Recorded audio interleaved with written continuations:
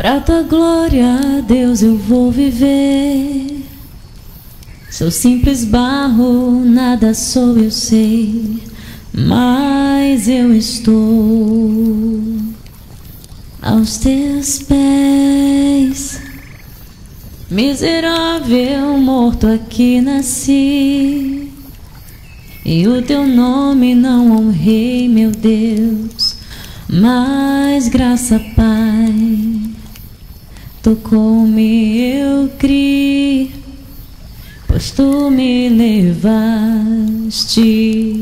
Pai, a ver Jesus, meu Rei. Eu já morri lá na cruz, ressuscitei em Jesus, unido estou com meu Redentor, não terá fim. Nós vamos tomar a Santa Ceia e nós estamos no mês da Reforma Protestante, não é? Daqui, se eu não me engano, 17 dias vai fazer 501 anos da Reforma. Nunca houve um retorno maciço como esse à palavra de Deus, como aconteceu, e as ondas e os ecos daquilo que aconteceu há tantos séculos, né? 501 anos ainda estão se movendo no mundo. Então, Isaías 53, 5, pensando na ceia e na reforma, esse texto diz para nós assim: mas ele foi traspassado por causa das nossas transgressões, foi esmagado por causa das nossas iniquidades. O castigo que nos trouxe a paz estava sobre ele, e pelas suas feridas nós fomos sarados. Se eu perguntasse quem aqui acredita nesse texto, todos vão dizer que creem, eu acho. Se você perguntar a cristandade, todos vão, mas ao olhar para as afirmações desse texto e para o que as pessoas creem, logo você vai ver que há uma contradição final entre essas palavras e aquilo que a cristandade da nossa geração normalmente crê. Você vê aqui que não está falando que Jesus fez algumas coisas que possibilitam algumas coisas. Diz que ele de fato fez coisas. Por exemplo, o castigo que nos trouxe a paz estava sobre ele. Ou seja, não é o castigo que possibilita você ter alguma paz, mas que trouxe. Ele fez isso. Pelas suas feridas nós fomos sarados. Por causa das nossas iniquidades ele foi esmagado.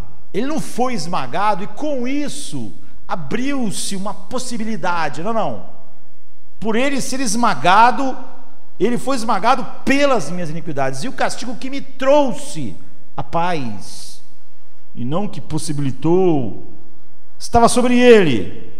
Então, quando Jesus morreu, ressuscitou, e esse é o coração da reforma e do que nós vamos celebrar na Santa Ceia, sem a qual nós não estamos tomando a Santa Ceia de maneira digna, porque nós não podemos relembrar aquilo que não sabemos, ou aquilo que não cremos, ou celebrar o que nós não cremos. Quando Jesus morreu e ressuscitou, ele salvou, você vê, ele trouxe a paz. O castigo que nos trouxe a paz estava sobre ele. Trouxe a paz.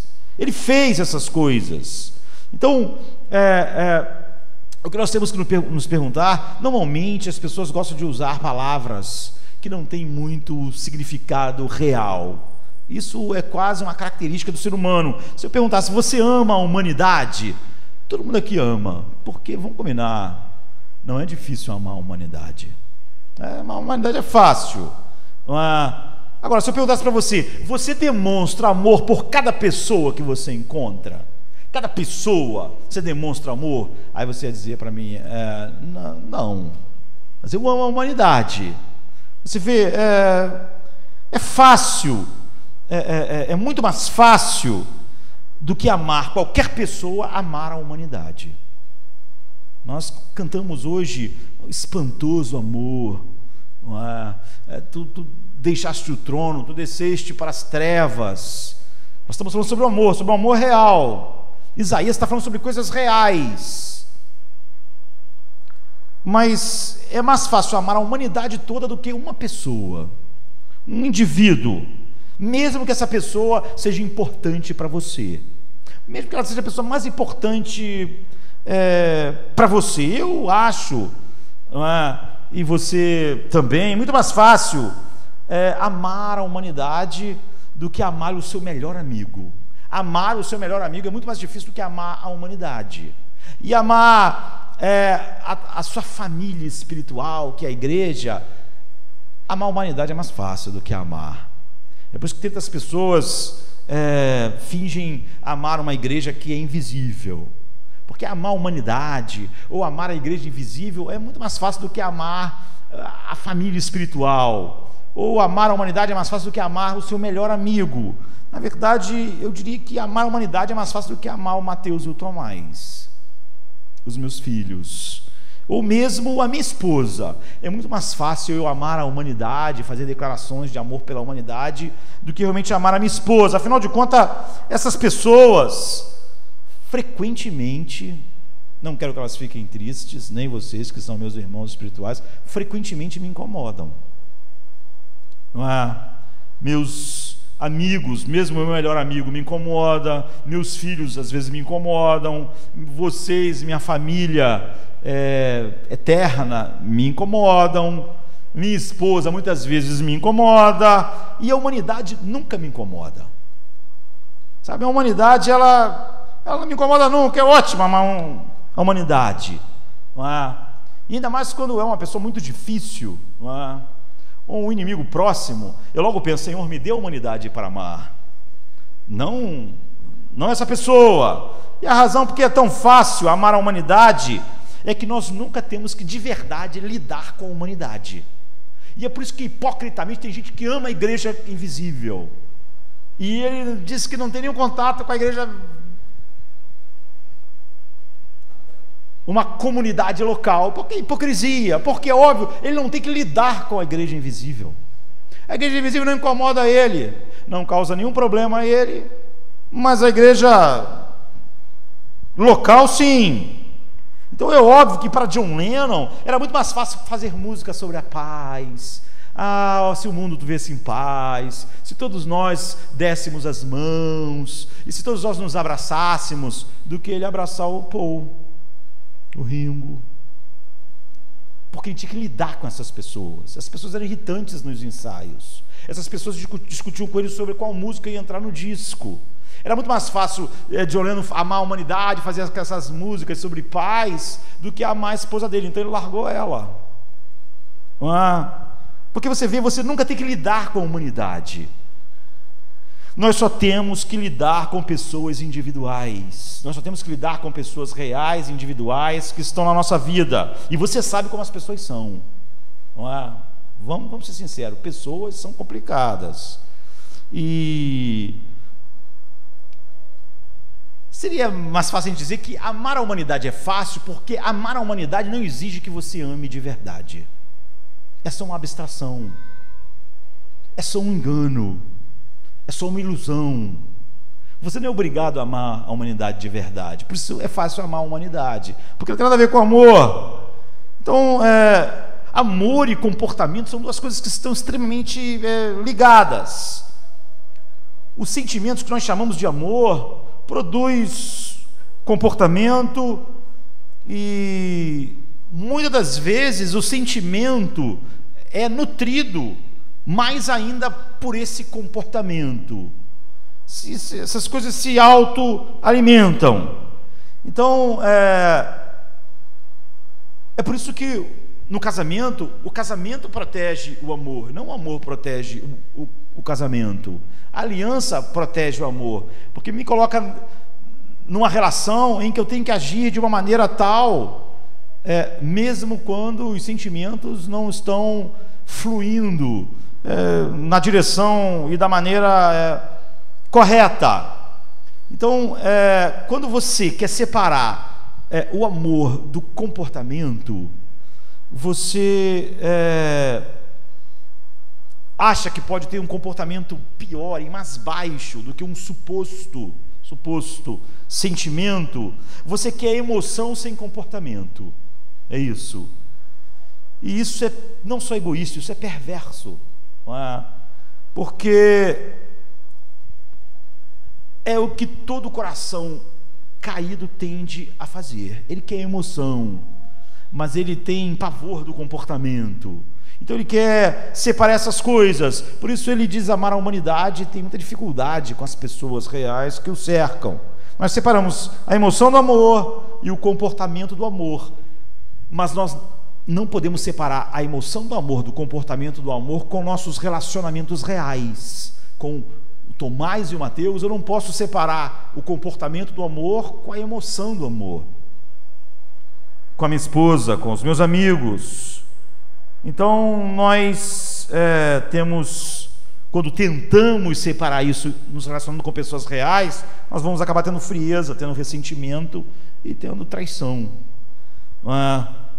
Então, nós descobrimos que a experiência emocional do amor, que nós queríamos tanto, pela qual as pessoas sempre falam, que elas queriam encontrar o amor, elas sempre desaparecem ou ficam radicalmente diminuídas, até não existirem mais, quando elas estão desassociadas do comportamento do amor. Porque na verdade essas coisas não podem ser separadas. É como separar a alma do corpo. Então você não tem mais uma pessoa viva. E isso é que é tão grande sobre amar a humanidade. Amar a humanidade separa definitivamente o comportamento do amor da emoção do amor. Quando a pessoa diz que ama a humanidade, eu não estou dizendo que ela não sinta uma emoção quando pensa nisso. Todos os homens. Ela sente. Mas aquilo ali está totalmente divorciado do comportamento do amor. Aquilo não é amor de forma nenhuma, uma fraude. Porque não há nenhum relacionamento real. Ninguém se relaciona com a humanidade. Ninguém tem um relacionamento real com a humanidade. Porque não há nada para sair dos trilhos no teu suposto amor ou emoção pela humanidade.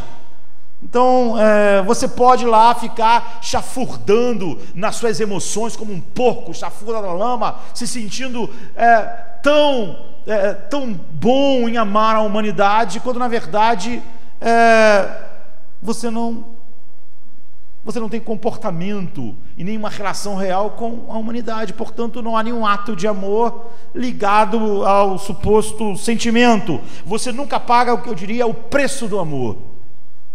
Não é? E é por isso que quando a gente pensa em amar a humanidade, não é? Você não pode botar só amar a humanidade entre aspas, mas você tem que botar o amor entre aspas, porque na verdade não existe amar a humanidade. Como eu disse, é só uma abstração, porque amar a humanidade não coloca você realmente lidando com a humanidade. E é por isso que é fácil amar a humanidade, porque ela não é amor de forma nenhuma. Eu estava falando, usando John Lennon como exemplo, ele tinha que lidar com aquelas pessoas, ele não suportou lidar com elas, ele não suportou elas, mas ele nunca tinha que lidar com a humanidade. Então é fácil você sentar, pegar o seu violão e compor músicas de amor pela humanidade, músicas de paz. O que a Bíblia diz para nós é que o verdadeiro amor sempre é pessoal. O amor verdadeiro é fazer as coisas concretas para indivíduos concretos e experimentar o que essas pessoas concretas fazem, de bom ou de ruim. Então é impossível amar a igreja invisível sem estar amando a comunidade dos irmãos reais que atravessam a minha vida com coisas boas e coisas ruins. É por isso que João chega a dizer assim: se você não ama o seu irmão que você vê, você não ama Deus que você não vê, não é? Ele ainda vai mais longe. Então, se isso é verdade para nós, pense quanto é verdade para Deus. Esse é o coração da reforma. O amor de Deus é sempre um amor real. O amor de Deus nunca é esse amor que é uma falácia, que é uma mentira. O amor de Deus nunca é o amor pela humanidade, como o homem ama a humanidade. Não é? O amor de Deus é sempre o amor real, por isso o amor de Deus sempre é pessoal. Deus nunca ama a humanidade. É pessoal, para começar, porque Deus é perfeito, Ele não tenta enganar, como nós tentamos enganar, tentando se passar como uma pessoa amorosa, quando não somos, fingindo e chafurdando na lamba do alto louvor, nos convencendo de que nós amamos a humanidade, quando não suportamos as pessoas com quais nós nos relacionamos. Elas são humanas, e elas são a única pessoa da humanidade que eu tenho uma relação real, e a única pessoas com as quais eu realmente interajo e devia manifestar atos de amor. Então, quando Deus sente a emoção do amor, se é que nós podemos usar as palavras assim, é sempre porque Ele está se comportando de acordo com o amor pessoal dele, assim. Então, nunca o amor de Deus está separado do comportamento de Deus, porque o amor real é assim. Então, embora o amor de Deus seja pessoal, não é simplesmente pessoal como é o nosso amor pessoal, mas ele é muito mais pessoal do que nós seríamos capazes de amar, mesmo quando estamos amando de verdade. Pense nisso, o quão bem você conhece a pessoa que está sentada do seu lado, não importa se ela é sua esposa, seu esposo, seu amigo. Quão bem você conhece, você não pode ler sua mente. Você pode viver 30 anos com alguém, mas nunca você entrou na mente daquela pessoa. Você sempre só conheceu o que ela deixou você conhecer. O seu conhecimento de outro ser humano sempre é muito precário.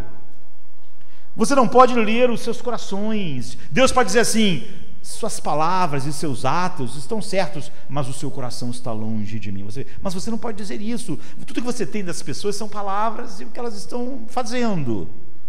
Você não pode dizer: mas o seu coração está longe de mim. Tudo está certo, mas o seu coração está longe de mim. Você não pode. Você não pode ler os espíritos. E a grande parte da vida de um ser humano que está acontecendo dentro dele, você jamais vai conhecer. Há coisas dentro do ser humano que ele mesmo tem dificuldade de conhecer, de tal maneira que ele tem que pedir a Deus: Senhor, Davi, sonda o meu coração e vê se há nele algum caminho mau. Davi não está sendo um cara relapso. O que ele está dizendo é o seguinte: eu sondei, Deus, eu me debrucei sobre isso, eu meditei, eu confessei o mal do meu coração, mas pode haver males aqui que eu não consigo ver. Ou seja, não é só que outras pessoas não têm acesso aos males do meu coração, o fato é que há males que nem eu tenho acesso. Eu preciso de Deus, eu preciso do Espírito de Deus, eu preciso que Deus mesmo sonde o meu coração. Então, a maior parte do que está acontecendo da pessoa que está ao seu lado, e não importa se é seu filho, seu esposo, sua esposa, seu grande amigo, vai ser sempre um grande mistério para você. Você nunca vai saber, não é?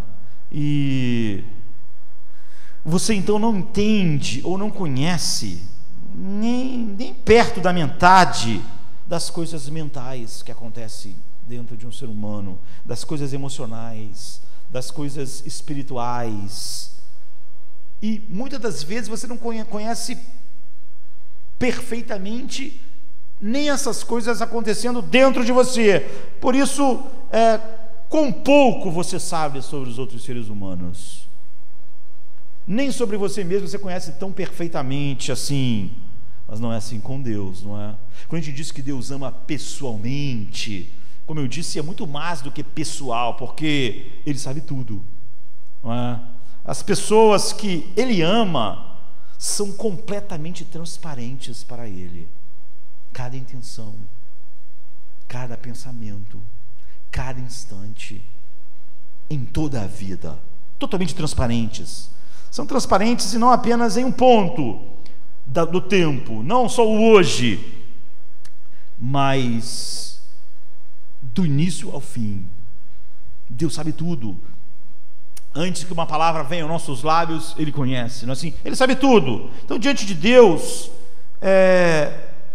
antes que qualquer coisa acontecesse na vida de quem Ele ama, Ele já sabia cada coisa que você estava indo para fazer, para desejar, para sentir, para imaginar ao longo de todo o curso da sua vida.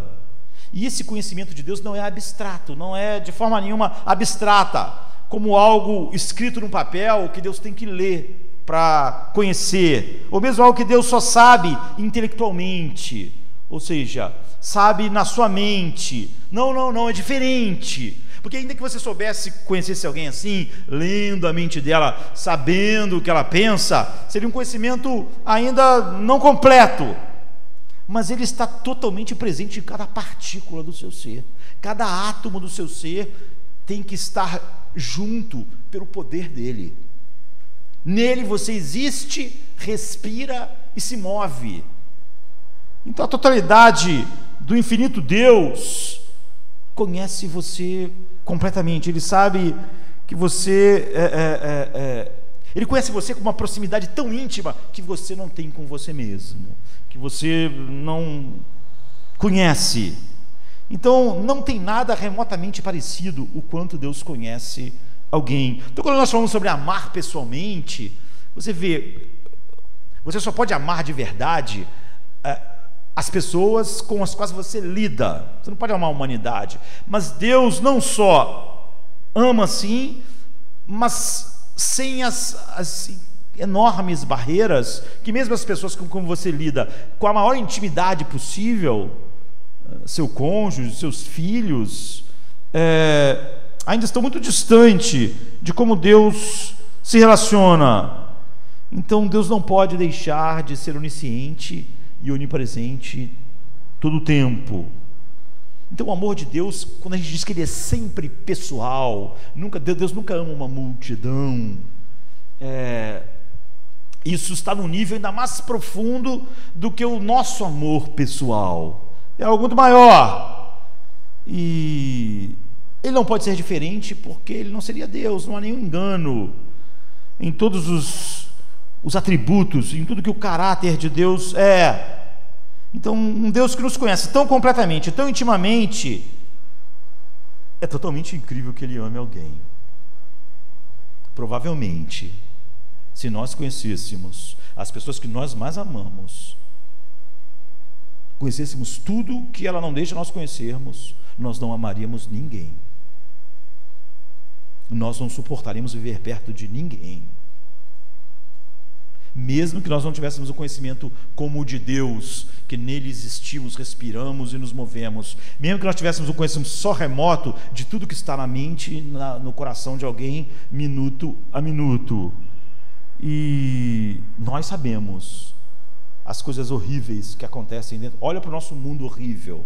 Olha para o nosso mundo horrível. Todos dizem: esse mundo é horrível.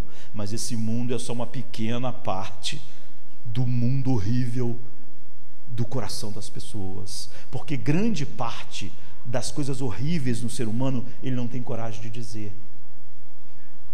Grande parte dos desejos corrompidos do ser humano ele não tem coragem de botar em prática. Grande parte daquilo que o ser humano queria fazer com o outro ele não tem coragem de fazer, porque vai ter consequências.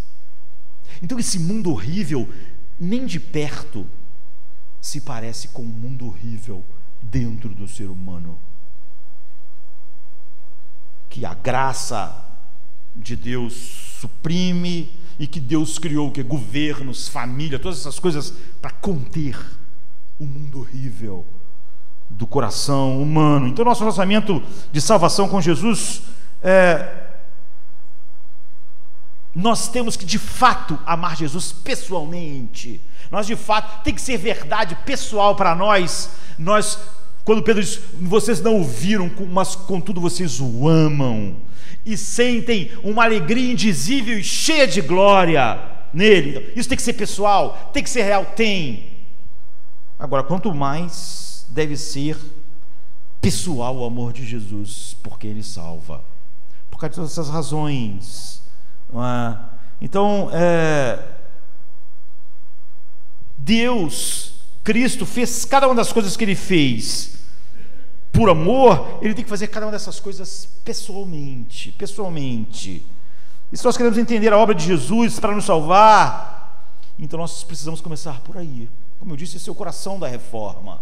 Nenhuma das doutrinas bíblicas tem nenhuma dificuldade depois que você passou por aqui. Quando Jesus criou o universo, quando Jesus guia, governa, mantém o seu povo escolhido por milhares de anos e vai continuar até a história acabar, quando ele se esvaziou e tornou-se homem e se humilhou, e quando Jesus levou anos e anos de servidão neste mundo, uma vida aqui, quando Jesus padeceu sobre Pôncio Pilatos, quando Jesus foi crucificado, morto, sepultado e ficou, desceu ao inferno na cruz, porque Jesus desceu ao inferno na cruz, ou seja, ele experimentou a ira infinita de Deus, o que é o inferno, na cruz. Quando Jesus desceu ao inferno, então, na cruz, entre aspas, quando Jesus ressuscitou dos mortos e ascendeu aos céus, quando Jesus sentou à direita de Deus, onde Ele está, o Pai Todo-Poderoso, intercedendo, ou Ele fez isso pessoalmente por você, ou Ele não fez. Tudo junto. Ele conhecia completamente, porque amar é exatamente lidar com a pessoa real, não é? Não é amar a humanidade, como nós vimos que é uma falácia. Ele estava fazendo isso por você, se Ele fez. Para que Ele pessoalmente, e de maneira mais do que pessoal, como nós vimos, porque a relação de Deus tem que ser mais pessoal do que a nossa, é tão pessoal que o anunciado de cada uma dessas coisas deve ser o mais pessoal possível. Então imagina quando Moisés foi enviado para falar com Faraó. Todo o plano de Deus estava em movimento para chegar à cruz, para chegar agora aqui, nesta noite, e falar para Faraó: deixa o meu povo ir. Deus está dizendo para ele: deixa o meu povo ir, vai lá e diga isso para Faraó, porque esse é o caminho no qual nós vamos chegar à cruz. Vai lá e diga isso a Faraó por causa de Josemar Bessa, nascido no Rio de Janeiro, em 14 de janeiro de 69, de modo que ele vai se tornar, pelo que eu vou fazer por ele em meu filho, a imagem do meu filho, e vai ser limpo do seu pecado, e vai ser um monumento da graça. É isso, cada uma das partes do que Jesus fez foi feita individualmente, para pessoas individuais, porque o amor de Deus não é uma falácia como amar a humanidade. E essa implicação é horrível, porque se é tão difícil manter em nossas cabeças em que cada coisa que Deus fez no seu plano, Ele fez individualmente por pessoas, porque nós tendemos a despersonalizar o amor de Deus. Quando nós falamos que Deus ama, nós queremos falar que Deus ama igual o falso amor do homem. Eu amo a humanidade. Nós despersonalizamos o amor. Eu amo a humanidade porque a humanidade não é ninguém. Ninguém que eu tenho que lidar. Ninguém que eu tenho que realmente juntar a emoção do amor com os atos do amor. E nós temos a tendência de despersonalizar o amor de Deus. Ou seja, o nosso amor é uma farsa, o amor pela humanidade. E nós tentamos fazer do amor de Deus uma farsa também. Sem dúvida, que é em parte da nossa incapacidade de compreender totalmente qualquer coisa sobre o Deus infinito, qualquer um dos seus atributos. Nós lutamos para compreender até mesmo os aspectos mais limitados do ser de Deus, que dirá as profundidades do que Deus é. Mas quanto mais nós lutamos, mais nós somos sobrecarregados do mistério infinito do que Deus é. Ou seja, quem conhece mais Deus é mais sobrecarregado dos mistérios infinitos de Deus do que quem não conhece Deus de forma nenhuma. Como quem conhece física profundamente fica mais ciente das grandes questões que a maior parte dos seres humanos não estão. Sabe quando você vê lá as pessoas que têm aquelas equações, aqueles problemas que dão, que os cientistas ficam tentando resolver durante anos e anos e anos, vão ganhar um prêmio de não sei quantos milhões. Então, a maior parte dos seres humanos acha que não há nada assim, não é nada tão complexo. Mas agora nós estamos falando de Deus. Então, mais uma vez, que não só Deus é infinito assim, mas como na maior parte do tempo e das vezes o ser humano é preguiçoso e autocentrado, está interessado em si e não em Deus, não é nenhuma maravilha com o hábito de nós deslizarmos de volta para concepções limitadas de Deus e tentar até impor a Deus coisas que são pecaminosas, como o amor despersonalizado de amar a humanidade. E mais ainda, porque quando nós pensamos que o amor de Deus é pessoal, isso cria logo outra questão que para as pessoas se torna um problema imenso, porque Deus não salva todas as pessoas. Você vê que Isaías, como nós vimos, estava dizendo: pelas suas feridas nós fomos sarados. O castigo que nos trouxe a paz estava sobre ele. Mas nós sabemos que nem todas as pessoas têm a paz por causa do castigo de Cristo. E nem todas as pessoas têm as suas iniquidades tiradas porque ele foi esmagado. E se nós imaginarmos que Jesus fez cada uma dos seus atos na terra pessoalmente, como eu disse, deixe o meu povo ir. Por quê? Porque isso é o caminho que eu vou resgatar Josemar Bessa, que vai nascer em 69. Essa é a verdade. Para cada ponto da Bíblia, Deus ama pessoalmente. E nós também sabemos que nem toda pessoa é salva pela obra de Cristo. A conclusão natural é óbvia, é que Jesus não fez seu trabalho por todas as pessoas. Porque se você dissesse que Jesus amou pessoalmente, individualmente todas as pessoas, e que ele só morreu para aquela pessoa se tornar a sua imagem, então ela vai ter que se tornar, não é? E nós não temos como fugir dessa realidade, e esse é o coração de todas as outras coisas. Então você não pode dizer, e é o que a gente gosta de dizer, que o amor de Jesus faz um trabalho que é exercido em nome dos perdidos, porque Jesus conhece tão completamente o seu povo. É por isso que quando ele vai dizer para alguém, ele vai dizer: eu nunca te conheci. Ele conhece tão completamente o seu povo, ou seja, o seu amor foi o amor dele é tão pessoal, que fez todas as coisas, que a exclusão dos perdidos da obra salvadora de Jesus também é a exclusão desse amor pessoal. Teria que cada parte do que Jesus fez, como nós vimos, seja tão pessoal para quem ele fez. O que faz isso quando eu faço algo pessoalmente pelos meus filhos, pessoalmente pelos meus amigos? É óbvio que eu não estou fazendo pessoalmente para o mundo inteiro, mas só para as pessoas que estão recebendo aquilo.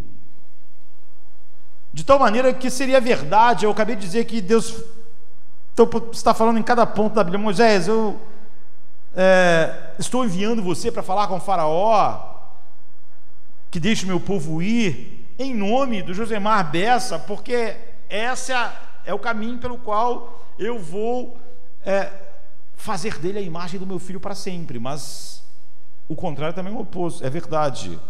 O oposto também é verdade. Ele está dizendo: Moisés, não estou enviando você para dizer a faraó que deixe meu povo ir, em nome de Jason Rupert, que mora no Nebraska e nasceu em 17 de agosto de 59. Eu não estou te enviando em nome dele. Eu não estou fazendo nada para fazê-lo a imagem do meu filho, um monumento da minha graça. Ele está perdido para sempre em seus próprios pecados, porque eu não estou enviando você e nenhuma das coisas que meu filho vai fazer em nome dele. Nós nos horrorizamos, porque à primeira vista tudo em nós parece levantar em uníssono contra tal sugestão. Nós acreditamos naquele amor falso do homem pela humanidade e despersonalizado, e colocamos ele diante de Deus. E para encontrar uma forma de articular como Jesus poderia fazer o trabalho por todas as pessoas, e ainda que grande parte das pessoas vão estar perdidas, nós temos que negar as doutrinas bíblicas. Você vê que as doutrinas bíblicas não são difíceis de compreender, elas são fáceis de serem negadas por um coração que se apega não à verdade, à revelação que Deus fez de si, mas a mentira. Então nós somos obrigados a despersonalizar o amor de Deus e dizer que Deus ama daquela forma mentirosa como nós amamos a humanidade. Nós não temos que lidar com a humanidade, nós amamos o mundo inteiro, não é? Então todas as tentativas de resolver esse problema começaram por despersonalizar o amor de Deus. Todas as tentativas que fugiram das doutrinas centrais da salvação, elas começaram no momento em que você despersonaliza o amor de Deus, que você diz que Deus ama da maneira falsa com que o ser humano ama a humanidade. Ele ama o mundo inteiro, que ele não tem que lidar.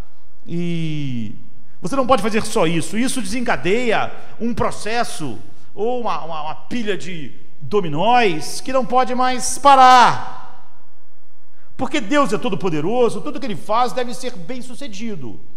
Porque só uma coisa pode impedir Deus, uma coisa que se faz é mais poderosa do que Ele. E é óbvio que eu sei que alguém vai dizer que o coração do homem é mais poderoso do que Deus, o que é ridículo.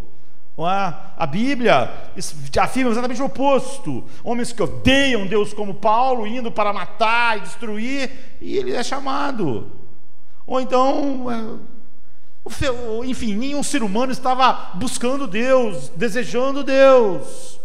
Portanto, o fato de não desejar Deus, de odiar Deus, de ter uma mente inimiga de Deus, nunca foi um impedimento para que as pessoas fossem chamadas, porque se isso fosse verdade, ninguém ia ser chamado, porque todo mundo nasceu inimigo de Deus, é o que Deus afirma. Todos nasceram mortos, e não há quem faça o bem, e não há quem busque a Deus. São afirmações finais da Bíblia. Deus é todo poderoso. Nada pode impedir Deus de chegar ao propósito que Ele tem e ser bem sucedido. Qualquer solução para um problema teológico que imagina Deus tentando fazer coisas que Ele não pode, flui, não é, para o engano final, porque começa com engano. Qualquer trabalho que Deus põe a mão deve ser eficaz, porque Ele é. Mas se Deus quer salvar todos os indivíduos pessoalmente, e Deus sempre cumpre o que Ele quer, em seguida, se Ele amou individualmente todos os indivíduos, todos devem ser salvos. Ou toda a doutrina bíblica sobre Deus desmorona. Assim, a única maneira de resolver esse problema é dizer que o amor salvífico de Deus não é dirigido a ninguém pessoalmente. Se nós queremos dizer que Deus não exclui indivíduos específicos pessoalmente, como Ele inclui indivíduos específicos pessoalmente, então nós somos obrigados a dizer que Ele não salva ninguém, nenhum indivíduo pessoalmente, que Ele não tinha ninguém em mente quando Ele fez o plano, que o plano dele era como você, a humanidade diz: espero que todo mundo tenha um dia bom hoje, no mundo todo, na China, na Índia, eu espero que tudo dê certo. Mas não tem ninguém em mente, não conheço ninguém na China, não conheço ninguém na Índia, nos Estados Unidos, não conheço ninguém quase em lugar nenhum, não conheço ninguém quase no bairro, não é? Quando eu falo isso, é só um bom desejo, não é real. Então, se também nós temos que dizer que Ele não salva indivíduos especificamente, nós não temos que dizer que Ele exclui indivíduos especificamente, nós temos que despersonalizar o seu amor. E se o que Ele fez é pessoal, e deve ser pessoal, então é óbvio que nem todo mundo está incluído. Portanto, se queremos uma obra salvadora de Deus, para ser universal, ela não pode ser pessoal. Se ela é pessoal, ela não pode ser universal. Pelos motivos óbvios, os homens estão se perdendo, os homens estão morrendo em seus pecados, e de fato é precisamente isso que todas as soluções propostas acabam em heresias. E é triste essas coisas, depois de alguém falar sobre isso, esse é o coração da reforma, esse é o coração do plano de salvação de Deus, dizer que isso não é o centro, e que isso é periférico. Se isso é periférico, não tem mais nada nós falarmos a respeito de Deus, nem do seu amor, nem da sua salvação. Então esse é o primeiro e mais fundamental linha divisória entre as doutrinas da Reforma e todas as tentativas teológicas humanistas de enquadrar Deus despersonalizando o seu amor. Todo o resto que divide as doutrinas que a Reforma trouxe de volta e tinham sido sepultadas pelo humanismo é apenas uma consequência desse primeiro e fundamental divisão. Se isso aqui é compreendido e crido pelo poder do Espírito, já não há mais problema nenhum com nenhuma doutrina bíblica. Então, a forma de resolver esse problema teológico que o homem encontra de maneira humanista, em vez de ser o que a Bíblia diz, é despersonalizar o amor de Deus. Todos os outros ideias, não importa se elas são de um jeito ou de outro, elas pressionam a ideia da despersonalização do amor de Deus, do amor salvífico de Deus. Ou seja, quando ele fez o seu plano, ele estava pensando em ninguém. Ele estava tendo uma ideia geral assim, os homens. Igual eu quero que todo mundo na Índia se dê bem amanhã, mesmo sem conhecer pessoalmente ninguém na Índia. Não é? E isso é a única maneira das pessoas supostamente evitar o pensamento que elas acham horrível de que Deus ama pessoalmente, e que se Ele ama salvificamente pessoalmente, e nem todas as pessoas estão sendo salvas, então Ele não ama salvificamente todas as pessoas. Então a única maneira é você despersonalizar o amor de Deus e dizer então que Ele não ama ninguém salvificamente. Ele ama assim uma multidão sem cara.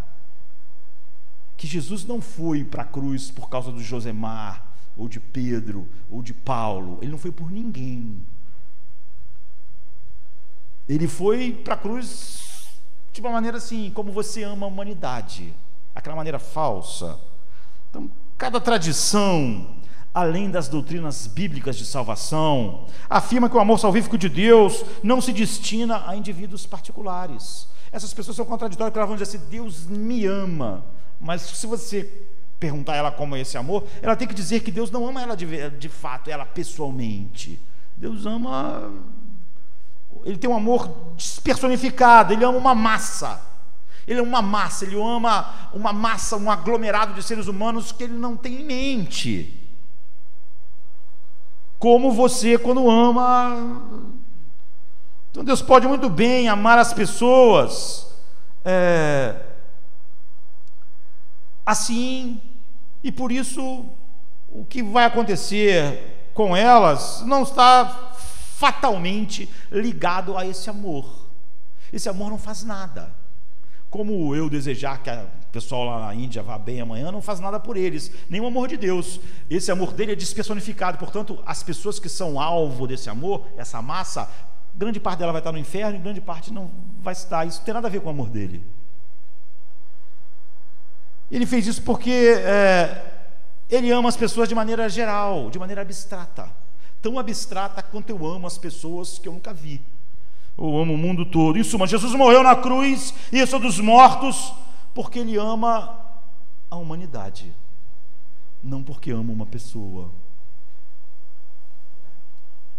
Ou seja, Jesus nunca poderia orar aquela oração que Ele orou quando estava indo para a cruz: Senhor, Pai, eu não peço pelo mundo, eu peço por eles, porque eram seus. Isso é muito pessoal. Ele está dividindo exatamente o pessoal da massa. Eu não oro pelo mundo, eu não estou clamando por uma massa sem rosto. Eu oro por eles, porque eram teus e tu me deste, e por todos aqueles que vão ser como ele, chamados. Então é importante compreender claramente a diferença entre dizer que Deus ama todas as pessoas, ou que ama cada indivíduo, cada pessoa individualmente. Porque quase sempre, o que as pessoas estão dizendo quando Deus é amor e Deus ama a humanidade, eles estão colocando essa coisa abstrata e falsa que o ser humano tem de dizer que ama o mundo e nunca com pessoas reais que ele tem que lidar, colocando isso em Deus. Uma coisa é dizer que Deus ama você pessoalmente e também me ama, e ama Pedro, e ama Paulo, e ama Moisés, e ama Noé, e ama... E outra coisa é dizer que ele ama todos nós como um grupo. É totalmente diferente. O fato é que Deus ama pessoalmente. Eu não amo meus filhos, eu amo Mateus, eu amo Tomás. Entende? Esse amor se direciona à pessoa, não ao grupo, a uma coisa abstrata, filhos. Não, não, não. Eu amo pessoalmente cada um deles. Eu tenho 2, mas podia ter 10. Eu amaria individualmente meus 10 filhos, e não amaria meus filhos como uma coisa abstrata, como o amor pela humanidade. Então, se Deus amasse assim cada uma das pessoas, ele podia, é óbvio. O que Isaías está dizendo é verdade sobre cada indivíduo. Mas é óbvio também, não só pelo que a Bíblia diz, mas pelo que você está vendo, que não é verdade.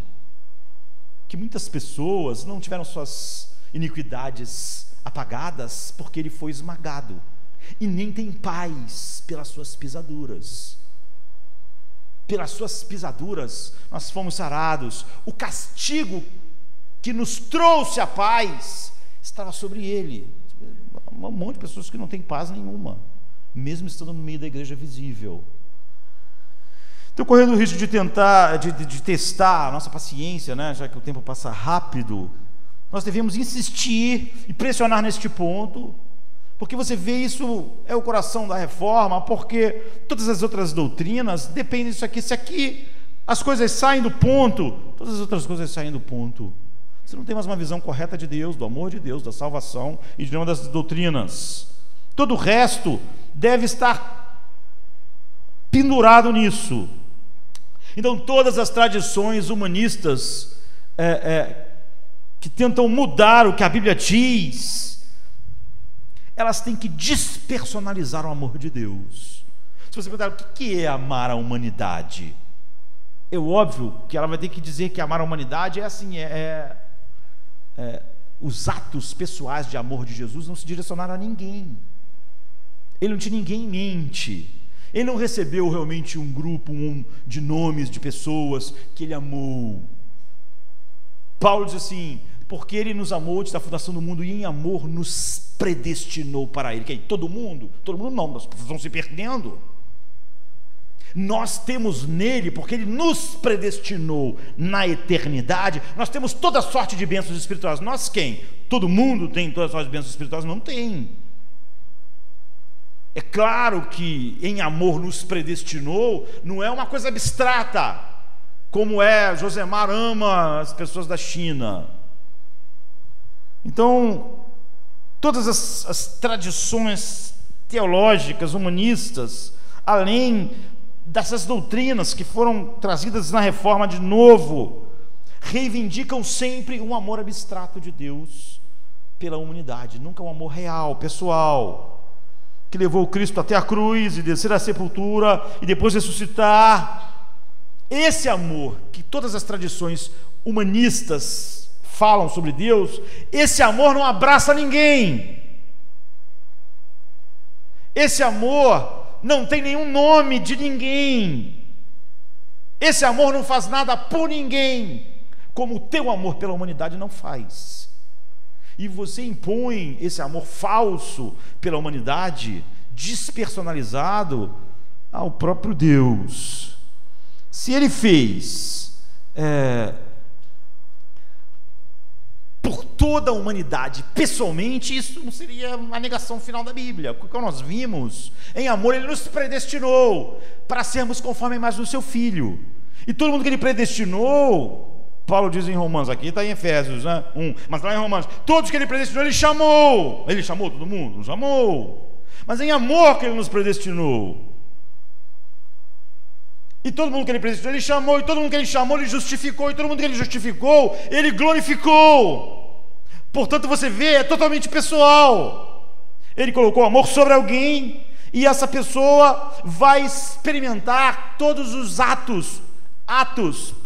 A emoção do amor sempre ligada a atos, né? O amor pessoal vai experimentar todos os atos do amor de Deus ponto a ponto, até o fim. Deus nunca salva uma multidão, Ele salva individualmente.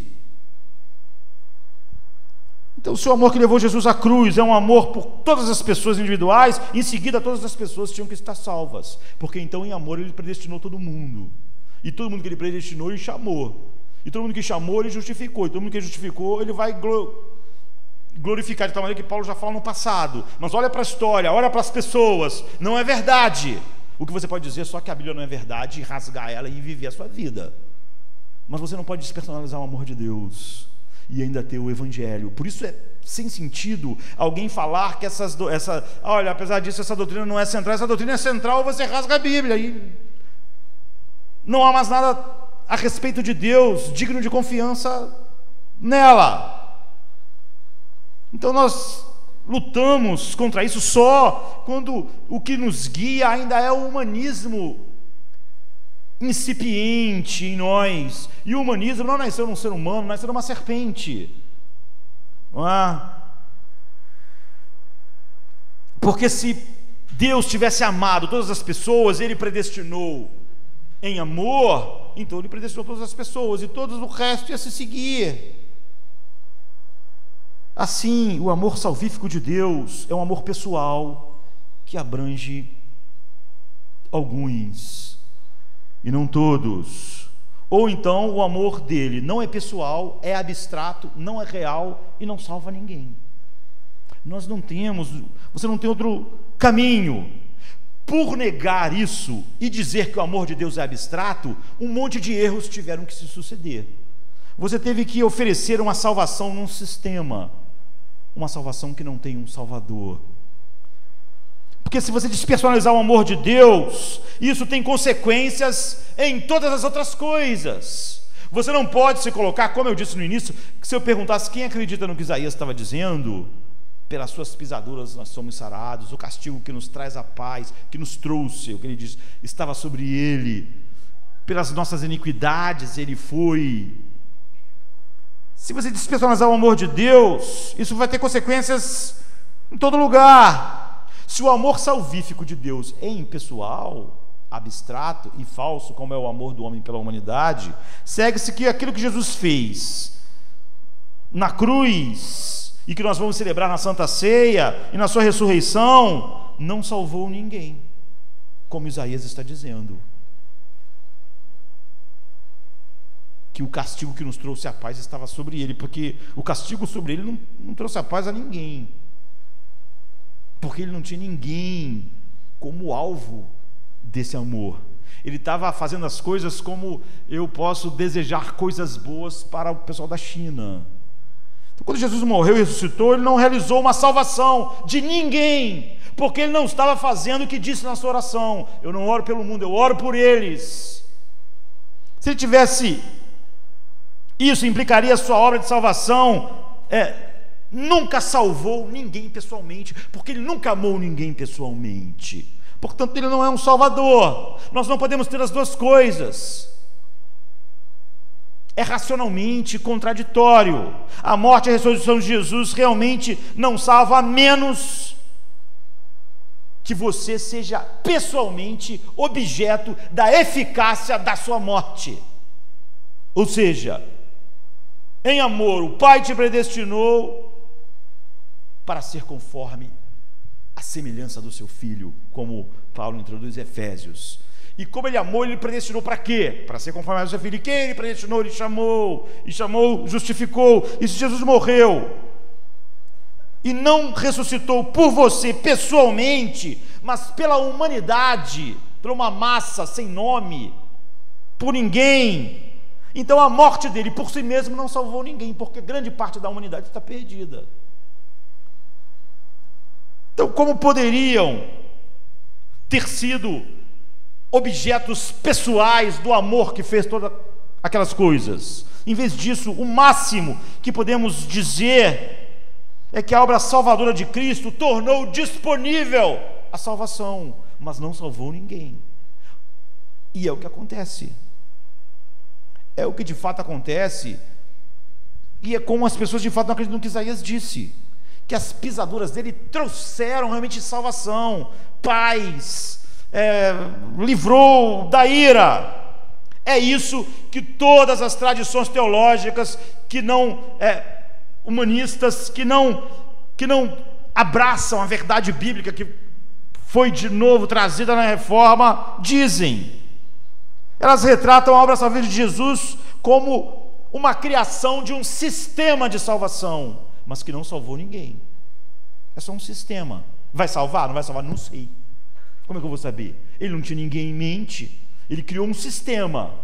Quem vai ser salvo? Não sabemos. Tudo o que Jesus fez na cruz não foi pelas pisaduras dele me trazer paz a pessoas. Ele não trouxe paz a ninguém. Ele não foi esmagado especificamente pela culpa de ninguém. Os indivíduos não são realmente salvos até que eles façam funcionar um sistema que ele criou, através de algum processo que o próprio ser humano coloque em andamento. Então, na tradição romana, o sistema de salvação, não a salvação que Jesus fez como Salvador, mas o sistema criado depende da igreja e dos sacramentos, não é? O batismo, a confissão, e cada uma dessas coisas vai te colocar em contato com o sistema. Então, você não foi justificado na cruz, você não foi salvo na cruz. A cruz não fez nada. A cruz só construiu esse sistema. E pela participação desses sacramentos, a Igreja Romana diz: você acessa o sistema. E então você remove, através de acessar o sistema, supostamente os seus pecados, não é? E aí você tem as obras compensatórias no sacramento, na penitência, e você vai tentando manter-se conectado ao sistema, mas pode ser que em qualquer momento você se desconecte do sistema, e aí você perdeu. Você vai ver que a grande parte do protestantismo não é nada diferente, é exatamente a mesma coisa. Conecta, desconecta, conecta, desconecta. Você está fazendo isso o tempo todo. E se você desconectar e nessa hora não dá mais para conectar, você ficou fora, porque nunca foi feito nada por você. Não existe a realidade que a Bíblia diz que o seu nome estava escrito no livro da vida antes da fundação do mundo. Não é? Então, as várias tradições arminianas fazem a mesma coisa, despersonalizam o amor de Deus, portanto faz dele o amor como é o amor meu pela humanidade, que não é real, porque não se trata de pessoas reais. Eu amo os chineses sem conhecer nenhum deles, sem nada, é só um bom sentimento, eu diria, mas eu chamo de amor e me sinto bem como uma pessoa amável, e isso é extremo da falsidade, quando na verdade eu não amo as pessoas com as quais eu lido, que são as únicas pessoas reais que podiam ser objeto do amor real. Então você se conecta ao sistema da salvação, que crendo, aceitando, e depois você tem que manter. Você que é o perseverante, você persevera em si mesmo, ou então você se desconecta, conecta e desconecta. Não é diferente as várias tradições arminianas, fundamentalmente da tradição romana. Então, sua salvação é realizada quando você é confrontado pelo Evangelho e você faz opções, faz determinadas escolhas, e enfim, você vê que tanto de uma forma como da outra é só um sistema não pessoal no qual você se conecta ou você não se conecta. Pode ser sacramentos, pode ser a crença, pode ser levantar a mão e vir aqui na frente, pode ser qualquer coisa que te conecte ao sistema e que pode também ser desconectado do sistema. Você é salvo, supostamente, baseado no amor despersonalizado de Deus, ou seja, falso, porque ele não se dirige a ninguém pessoalmente. Ele é tão falso quanto é o amor despersonalizado do ser humano pela humanidade. E, no entanto, algo importante e fundamental é ignorado em todos esses pontos. Você vê, você tem que negar a verdade sobre quem Deus é e sobre o que Ele fez, ponto por ponto. Quando aquela carta cai, quando aquele dominó cai, começa a desmoronar tudo. Você é salvo por um sistema de salvação e não por Cristo. Ele não te salvou. Na cruz, Ele não levou sobre Ele os meus pecados. Ele estava na cruz criando um sistema que não estava ligado à face de ninguém, ao nome de ninguém. Não há ninguém que Deus amou na eternidade e predestinou. E os que predestinou Ele chamou. E os que chamou, porque isso é pessoal, não é? Então você vê, essa é a diferença entre as doutrinas da reforma e todos os outros sistemas ditos cristãos humanistas. Isso é uma questão fundamental, porque cria uma profunda e radical diferença naquilo que é a obra de Cristo e naquilo que Jesus é. Você vê que você começa com uma mentira sobre o amor de Deus Pai, e você começa agora a ter que inventar um monte de mentiras a respeito da obra de Cristo. É muito diferente um homem que fabrica coletes salva-vidas e um homem que mergulha no mar e salva alguém que estava na água. Você vê a diferença final entre um cara que cria um bisturi de um cirurgião que corta e chega ao coração e chega ao tumor. A diferença entre o cara que cria o bisturi e o cirurgião é enorme. A diferença entre o cara que cria o colete salva-vidas e o cara que pulou na água é enorme, porque a criação de um sistema faz algo fundamentalmente diferente do que pular na água ou abrir o peito de alguém e operar o seu coração. Assim, se Jesus cria um sistema, Ele é o cara que criou os coletes salva-vidas. Ele é o cara que criou os bisturis. Em vez de nos salvar, Ele nos dá uma perspectiva fundamentalmente vazia da cruz, porque a cruz não é a cruz do Salvador, não é?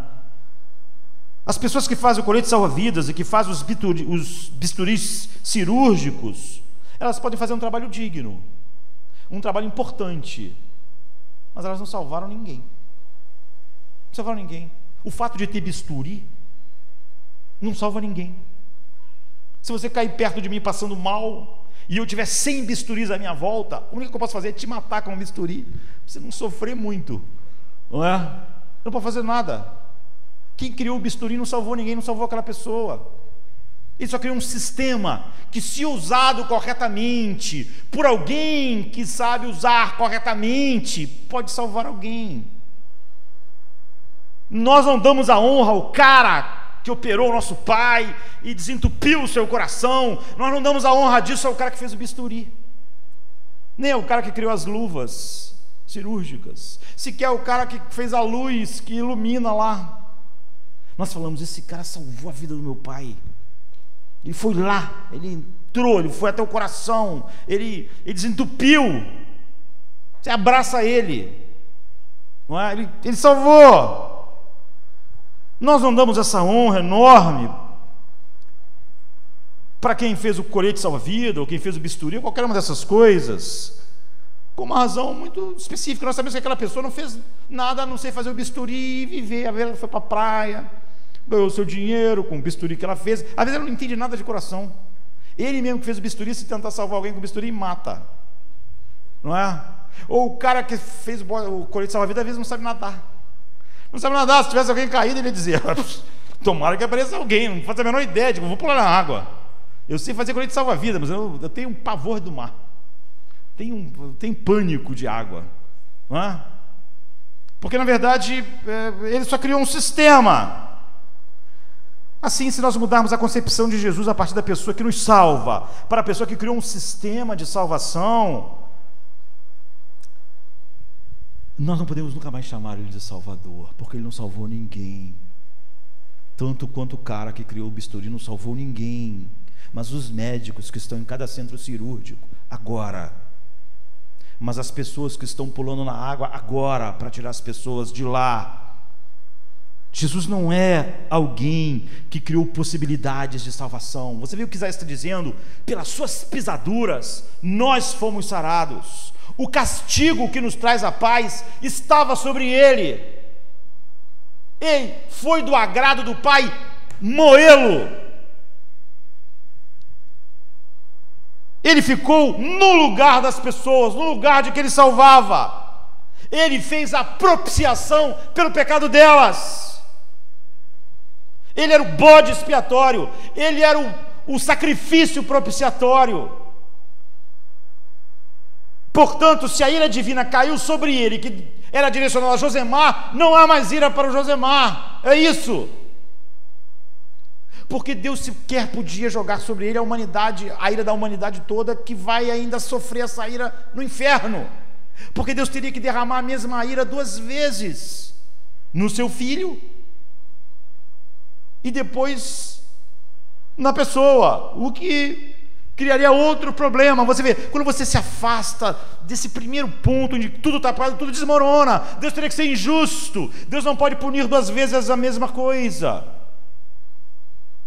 Até um juiz, se fizer isso de um juiz comum, você diria: isso é injusto. Ninguém pode ser punido, punir 2 pessoas pelo mesmo crime. Você não pode. Alguém foi morto, tu prendeu alguém aqui, alguém lá, não pode. Alguém matou, essa pessoa deve receber a punição. 10 pessoas não podem, elas não podem. Uma estava no Rio, outra estava em São Paulo, outra estava lá no Paraná. Como é que todas elas vão ser condenadas pelo crime que elas não têm nada a ver com isso? Então, portanto, a ira divina que você tinha que receber, o castigo que te traz a paz, estava sobre ele. E ele comprou para Deus, então, homens e mulheres que o Pai deu a ele. É por isso que ele diz: eu oro por eles. A substituição é essencial para o testemunho bíblico da obra de Cristo que nós vamos celebrar tomando da ceia nesta noite. Os profetas insistem nisso. Ele foi ferido pelas nossas transgressões. De quem? De todos os que ele salva, de todos os que o Pai deu a ele, de todos que de fato, ele não foi ferido pela transgressão de ninguém que está perdido para sempre. Ele foi ferido pelas nossas transgressões, ele foi moído pelas nossas iniquidades, não pela iniquidade da humanidade, porque senão a humanidade não tinha mais iniquidade, nem pecado. Sobre ele estava o castigo que nos trouxe a paz. Só daqueles que foram objetos desse castigo tem a paz. E pelas pisaduras dele nós fomos sarados. Você vê, ele é um salvador. Ele não é alguém que cria o bisturi. Paulo insiste nisso: aquele que não conheceu o pecado, o fez pecado por nós, para que nele nós fôssemos feitos justiça de Deus. Se alguém, ele foi feito pecado no lugar de alguém, essa pessoa é feita a justiça de Deus. Mas olhe para o mundo inteiro foi feito justiça de Deus, recebeu o Espírito Santo, tem uma alegria indizível e cheia de glória em Cristo. É assim que todos os homens morrem. Pedro insiste nisso, levando ele mesmo em seu corpo o nosso pecado sobre o madeiro, para que nós, mortos para os pecados, pudéssemos viver para a justiça. Pelas suas feridas nós fomos sarados. Pessoas individuais, você vê, o amor de Deus não é genérico. A sua morte não é um sistema de salvação. Ele não é alguém que criou um bisturi e foi para as férias. Ele salvou na cruz. A Bíblia diz: na cruz foi cravado, Paulo diz, a escrita da nossa dívida. Deus rasgou. Agora, do mundo inteiro? É óbvio que não. Deus está cobrando a dívida. Deus está cobrando a dívida a cada dia no nosso mundo. Mas ele rasgou na cruz o recibo da nossa dívida. Acabou a dívida. Ele é um salvador, levando ele mesmo em seu corpo os nossos pecados sobre o madeiro, para que, mortos para o pecado, pudéssemos viver para a justiça. E pelas suas feridas vocês foram sarados. Então, desde o ponto de vista substitutivo da obra de Jesus, esse ponto de vista substitutivo é tão importante para o relato bíblico da salvação, porque sem ele tudo desmorona, e Jesus não é mais um Salvador, e Deus não ama mais de verdade pessoalmente, mas ama dessa maneira falsa com que o ser humano ama uma personalidade, uma humanidade que ele não vê, não conhece, e que é uma abstração. Portanto, aquela emoção não tem nenhuma relação com a realidade. Todas as tradições teológicas procuram encontrar uma maneira de colocar a substituição de Jesus, mas você vê, ela não pode ser nem racional, nem bíblica, sem o amor pessoal, porque sempre que as pessoas fazem isso, elas dizem que Jesus não é mais o Salvador, mas o Criador de um sistema de salvação. Ele não salvou ninguém na cruz, ele não pode dizer, está terminado. Imagine, o que ele disse na cruz é o seguinte: está salvo, as pessoas que tu me deste na eternidade estão salvas, agora elas vão ter tudo, toda sorte de bênçãos espirituais, elas vão se arrepender no tempo certo. Tu que as amou e predestinou, e por isso eu vim ao mundo, tu has de chamá-las, tu has de criar nelas um novo coração, colocar nelas o teu espírito, então tu vai dar a elas todas as bênçãos espirituais que eu comprei: arrependimento, fé, amor, deleite em mim, alegria indizível e cheia de glória. Acabou, foi feito. Mas nada tinha feito. Seria como um cara que fez um bisturi e dizer: pronto, estão prontos, todo mundo agora vai ter saúde. Isso é ridículo, porque essas porcarias de bisturis não vão salvar ninguém, a não ser que alguém pegue o bisturi e vá lá fazer coisa. Você que fez os bisturis não pode dizer está acabado. Todos os seres humanos com problema agora está solucionado, porque não está nada solucionado. Pode ser que ninguém seja cortado por esses bisturis de uma maneira saudável. Então a própria essência da substituição é pessoal ou ela não é nada. Você não pode substituir alguém que não é pessoalmente, não é? Você não pode pedir para a humanidade te substituir amanhã no teu trabalho. Você não pode. Alguém pode substituir amanhã no seu trabalho, agora tem que ir lá, uma pessoa com nome, sabe, um colega seu, falar: eu estou aqui no lugar dele, vou fazer o trabalho, eu estou tirando aqui o trabalho dele, eu estou tirando o serviço dele, estou no lugar dele, estou substituindo ele. Você só pode substituir alguém pessoalmente. Se você é salvo pela morte e ressurreição de Cristo, então ele morreu pessoalmente por você e ressurgiu por você. Agora, se a morte dele não foi por ninguém, ela não salva ninguém. A possibilidade de ela salvar alguém é a possibilidade de alguém usar o bisturi ou usar o sistema. Então, um ato substitutivo, como nós vamos celebrar agora: este é o cálice, esse é o cálice do meu sangue derramado por vós. Este é o meu corpo partido por vós. Um ato substitutivo deve ser destinado a pessoas, ou ele não é substitutivo. Não é. Então aqui todas as tradições humanistas que tentam fazer com que a verdade de Deus se encaixe no coração do homem, exceto as doutrinas bíblicas da salvação, que foi o que a reforma fez, trazendo de volta, diz que Jesus fez sua obra de forma impessoal. Todas as outras tradições humanistas que tentam ainda trazer um cristianismo incipiente, até dizer que Jesus fez a sua obra de salvação de forma impessoal, e elas ficam diretamente em conflito com tudo que a Bíblia diz sobre a salvação. Dizer que isso não é essencial é dizer a coisa mais contraditória que alguém pode dizer.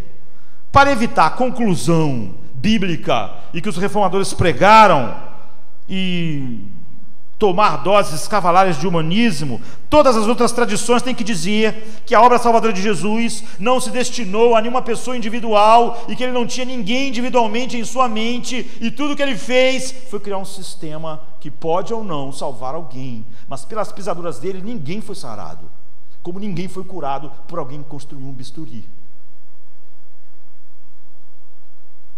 Ninguém, ele não foi esmagado pela iniquidade de ninguém. Como ninguém pode ser salvo só porque alguém fez um bote salva-vidas, um colete salva-vidas. Porque todas essas tradições que não são centradas nessa verdade central que a reforma trouxe, diz que a obra dele não foi destinada a ninguém pessoalmente, que o Pai não deu ninguém a ele, e que Deus não amou ninguém, nem predestinou ninguém para ser conforme a imagem do seu Filho, e que Deus não vai chamar ninguém que ele predestinou, e não vai justificar ninguém que ele chamou, e não vai glorificar, porque essa corrente nunca existiu. Agora, dizer que essa corrente nunca existiu e dizer que você ainda está falando sobre a Bíblia é inacreditável. Não o fato de alguém fazer isso, mas o fato de outras pessoas crerem. Elas só creem porque elas não creem no Evangelho. Se isso é destinado a toda a humanidade, então é uma coisa abstrata, tão abstrata quanto o seu amor pelos indianos e o seu desejo que os chineses vá bem amanhã e que todas as pessoas no Afeganistão, eu amo tantas pessoas no Afeganistão, nunca vi um, não é? Nunca vou ver, mas eu amo todos eles. É falso, é falso. Significa que não pode ser em si um ato de substituição. Portanto, Jesus não pode ser um salvador. Se a obra de Jesus só torna a salvação disponível, ele não é um salvador. Tornar a salvação disponível não salva ninguém. Criar o paraquedas não salva ninguém. Criar sistemas de salvação não salva ninguém. Criar abrigos antiaéreos não salva ninguém. As pessoas têm que entrar no abrigo, elas têm que sair correndo, elas têm que ouvir aquilo, conseguir chegar lá, porque senão não salva. O cara que criou o abrigo não está salvando, ele criou um sistema. Quem vai ser salvo? Sei lá. Alguém vai ser salvo? Não sei. Eu espero que o abrigo salve alguém, mas não tenho a menor ideia se vai salvar alguém, se não vai salvar alguém, porque isso não foi feito, isso foi feito como um sistema. Se a obra de Jesus só torna a salvação disponível, então ele não é um salvador. Então ele não é aquele que diz: esse é o meu cálice, esse cálice é o cálice do meu sangue que é derramado por vós. Pai, eu oro por eles, não oro pelo mundo. Então a forma mais comum de se locomover dessa dificuldade é dizer que a morte e a ressurreição de Jesus, ela é hipoteticamente substitutiva. Ela é condicionalmente substitutiva. Ela vai ser substitutiva se você se conectar ao sistema, ou então ela não é. Pelas pisaduras, ninguém foi sarado, porque as pisaduras deles são apenas um abrigo antiaéreo. Se ninguém conseguir chegar lá, todos estão perdidos. O abrigo antiaéreo não salvou ninguém. Ou um bisturi. Então Jesus morre e ressurge no lugar de uma humanidade hipoteticamente, tão hipotético quanto o seu grande amor pelos chineses, com uma condição, como o cara que criou o bisturi, que tem a condição de alguém passar 20 e poucos anos da sua vida estudando para um dia saber usar. Não vai salvar ninguém. E hipoteticamente esse cara que estudou tantos anos tenha o ambiente adequado para fazer aquilo, porque só ele com um bisturi não vai adiantar. Ele vai precisar do anestesista, e vai precisar dos caras que criaram a anestesia, e de todos os aparelhos de suporte de vida. É um monte de sistemas, mas muito complexo, para todos eles funcionar. Eles não salvam ninguém. Agora, se alguém conseguir se conectar com todos esses sistemas, com várias dessas pessoas, o que vai anestesiar, o que mantém vivo, o que corta, o que auxilia, então esse sistema vai fazer algo. Mas aquelas pessoas que criaram o sistema não estão fazendo nada. Assim, Jesus pode substituir pessoalmente ninguém, mas apenas hipoteticamente. E essa visão, é claro, eu podia dizer que ela cria vários problemas, e enumerá-los, mas o fato é que ela nega tudo que a Bíblia diz. Jesus veio como o salvador do seu povo. Ele é o cabeça federal daqueles que ele salva. Aquilo que ele fez é atribuído a essas pessoas. Mas talvez o mais importante é que isso remove totalmente o ato de substituição de Cristo. as pisaduras dele não estavam salvando ninguém, não estava trazendo paz a ninguém, e o esmagamento dele não tirou ninguém debaixo da ira de Deus. Se acontecer, não é ele que está realizando, tanto quanto não é quem está realizando, quem criou qualquer tipo de sistema. Jesus morre na cruz e ressuscita dos mortos, não por você, mas por uma versão hipotética de você, uma versão de você que um dia, sendo inimigo de Deus, resolva não ser. Nunca tendo buscado Deus, busque, mesmo contrariando o fato de Deus dizer que ninguém faz. Se hipoteticamente você conseguir provar que Deus é mentiroso e que a mente do homem não é inimiga dele, e que há alguém que busque ele, se você conseguir provar que Deus é mentiroso, você consegue conectar essa pessoa ao sistema. Você vê o preço do engano que se desencadeia quando você nega o primeiro ponto do que é o verdadeiro amor e como ele acontece. Não existe pessoas hipotéticas para Deus, porque eu posso criar um sistema e pensar: olha, se alguém se conectar, se um bom médico usar o bisturi, se acontecer isso e acontecer aquilo, alguém vai ser salvo por isso. Mas não existe pessoas hipotéticas para Deus. Como nós vimos, Deus conhece as pessoas perfeitamente, e Ele diz que todas essas pessoas ninguém busca Ele, e que todos se desviaram, e que não há quem faça o bem, e que não há ninguém que o deseje.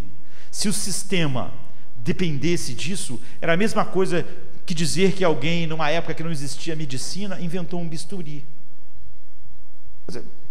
Hoje o bisturi ainda é só um sistema, mas um bisturi, se você viajasse no tempo, levasse os instrumentos cirúrgicos lá para o passado, ninguém conhecia, não ia adiantar nada. E você está dizendo que para acessar o sistema que faz de Jesus não Salvador, você precisa que aconteça coisas que Deus diz serem impossíveis. Ou seja, você vai dizer assim: então como é que é possível alguém ir a Deus? Porque Jesus comprou essas coisas na cruz para essas pessoas. Ninguém busca Deus, mas todo aquele que o Pai me deu, esse virá a mim. Ninguém pode vir a mim se o Pai quem me enviou não o trouxer. Você vê, por quê? Porque eu comprei isso para eles na cruz. Eu comprei um novo coração, e é assim que o Pai traz eles a mim. O Pai deles é um novo coração, cheio dos sentimentos que o Pai tem por mim. Este é o meu filho amado, em quem eu me comprazo.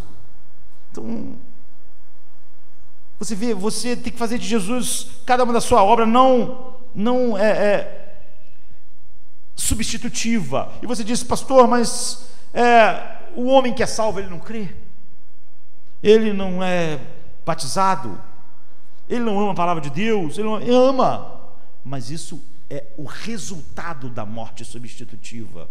Isso não é o que liga a ele à morte substitutiva. É por isso que Jesus é o salvador daquelas pessoas. É porque cada uma das coisas que ela experimenta são toda a sorte de bênçãos espirituais que ele comprou na cruz. Portanto, ele recebe todo o crédito. Ele é o Salvador. Ele foi feito da parte de Deus nossa justiça, nossa salvação, tudo. Não há nada em mim que a graça faz que possa ser atribuído a mim, porque isso foi comprado com o sangue dele, e é isso que nós celebramos na Santa Ceia. Na cruz, a justiça de Jesus, o meu pecado foi substituído pela sua justiça, não agora, não quando Deus me chamou. Na cruz, a dívida de Josemar foi rasgada, minha, de Paulo, tua, de todos os que estão em Cristo, não no momento que ele se converteu. O momento que ele se converteu é porque a dívida tinha sido rasgada, e foi adquirido para ele todas essas coisas. Então, estando morto em seus delitos e pecados, ele nos ressuscitou, porque essa ressurreição foi comprada. A cruz e o túmulo vazio não são um mecanismo que pode ser acessado. Eles fizeram algo de tal maneira que ele diz: acabou. tudo, para que todos o que tu me deste estejam perfeitamente refletindo a sua glória, a minha imagem para sempre, foi feito. Agora, tão certo quando tu decretaste tudo isso na eternidade, isso está em andamento. Então o mecanismo de substituição para qualquer tentativa humanista de tocar essas verdades cria apenas um sistema de salvação, diz que Jesus não é o Salvador, diz que Deus ama hipoteticamente e diz personalizadamente, e que Deus não faz nada de fato que salvou alguém. A conclusão impressionante é que, nesse ponto de vista, a obra de Jesus nunca removeu nenhum pecado. E é por isso que tantos que foram alvo dessa obra para uma massa sem nome, não remove o pecado mesmo, e essas pessoas acabam perdidas. Porque se ele realmente removesse os pecados na cruz, então eles não estariam mais sobre você. E no momento certo, tudo que ele comprou na cruz aconteceria na sua vida. Então todas as tradições humanistas que tocam isso e que são o oposto daquilo que a reforma trouxe, te desconecta da verdade de Deus. É por isso que Paulo pode traçar tão facilmente uma linha e dizer: se outro evangelho, sem ser esse evangelho, for pregado, seja anátema. Mas nossa geração não pode. Nossa geração não pode. Porque tudo pode ser incluído no evangelho, e tudo pode ser tirado, e continua sendo, porque na verdade é uma abstração. É como o amor de um homem pela humanidade. Não é real. Portanto, se não é real, quem pode dizer quão grande esse amor é? Quem diria: o seu amor pela humanidade está bem fraco, hein? O seu amor pela humanidade hoje está mais forte. Ele é uma abstração, ninguém pode traçar uma linha, ninguém pode dizer se ele é grande ou não é. E nós temos que entender, aceitar uma versão hipotética, despersonalizada e falsa do amor de Deus, que faz Jesus não ser um Salvador, e é óbvio, faz as pessoas, apesar de falar que creem, não acreditarem no que Isaías está dizendo. Deus é onisciente, nada é hipotético para ele. Deus nunca coloca em andamento um plano para ver o que vai acontecer. Ele tem um alvo e ele diz: toda a minha vontade será feita. Nenhum dos seus nem das suas intenções podem ser frustradas por nada e por ninguém. Nós podemos falar mais, não é? Porque se a cruz não é substituição, por que ela seria necessária? Se Deus de fato não colocou a ira que era para pessoas individuais sobre o seu filho, então quer dizer que ele pode salvar sem realmente derramar sua ira de verdade, mas só sua ira hipotética.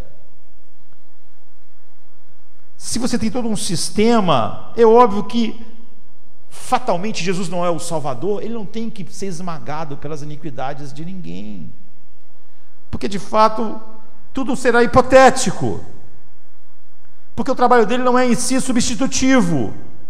Ele não suportou uma ira real, porque não era uma ira real contra o Josemar que estava sobre ele.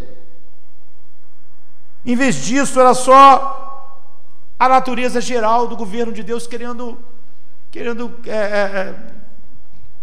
criar uma sensação e uma disposição de bondade, como você cria quando diz que ama a humanidade. Assim, muitas pessoas criaram essa teoria governamental de expiação, que é só um bom desejo de Deus. Deus de fato não esmagou o seu filho. É assim que o liberalismo teológico tirou do evangelho a expiação, a propiciação, porque não era mais necessária. Porque se realmente você não acredita naquilo que a Bíblia diz sobre Jesus ser o Salvador, e Deus salvar e amar de verdade pessoas, homens pessoalmente, então realmente tudo é só hipotético, é só uma questão, todas essas coisas são impessoais, tanto quanto o seu amor pelos chineses é impessoal, e em nome de uma abstração, e só por causa de um princípio geral, Deus está fazendo algo, mas não há nada real, nada foi feito. Mas você está contradizendo tudo que a Bíblia é, tudo que Deus disse. E está dizendo que Jesus não é um salvador e que Deus não amou ninguém, a não ser com um amor mentiroso com o que nós falamos que amamos as pessoas. A salvação foi feita na cruz e na ressurreição. Ele entrou no lugar santo, levando o sangue da propiciação, tendo propiciado todas essas pessoas. Então, um túmulo vazio e a cruz vazia é a evidência de que ele salvou todos. Todos que o Pai enviou a mim, eu salvei e não perdi nenhum, é o que ele diz. Não perdi ninguém. Eu salvei tudo, salvei todos. Eu terminei a obra. Então, nós vamos tomar da ceia agora. Nós podíamos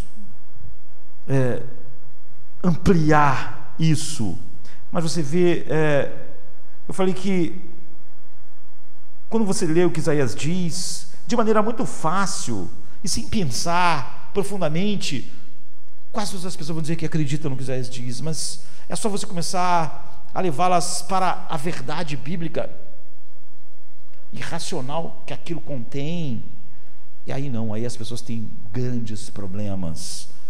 Mas ele foi traspassado por causa das nossas transgressões, foi esmagado por causa das nossas iniquidades. O castigo que nos trouxe a paz estava sobre ele, e pelas suas feridas, ou seja, pelos pregos, pela lança, nós fomos sarados. Vamos ficar de pé. Pra tua glória, Deus, eu vou viver.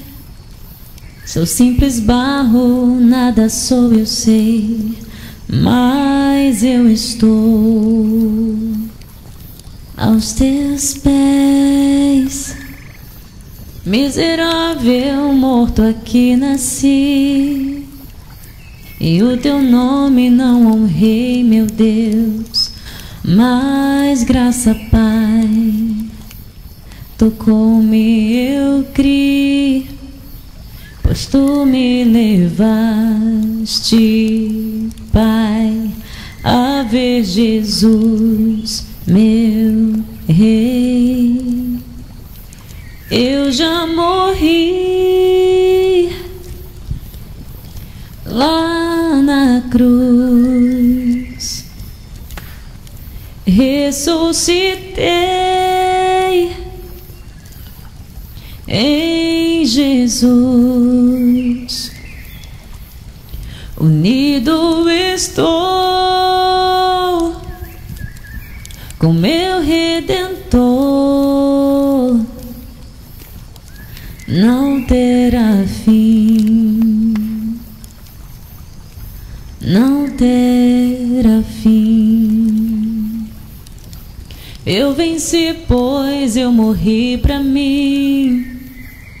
Só na cruz eu vou me gloriar, só em Jesus.